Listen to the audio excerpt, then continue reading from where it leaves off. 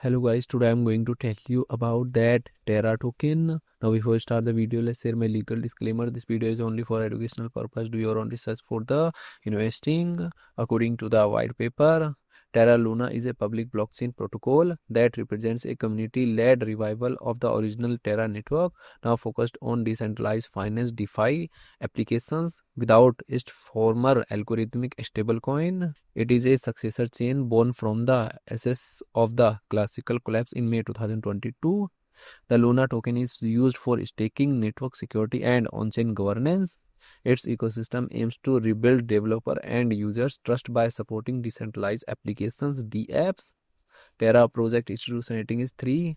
Terra token total supply is 1.18 billion and circulating supply is around 709.98 million. Luna token. Luna token is listed on Binance, OKX, Bybit, KuCoin and other exchanges. If I share my opinion with you, then this project up to 85% chances is that it is a legit or good project. So guys, don't take my opinion as a financial advice. Do your own research for the investing. Thanks for watching.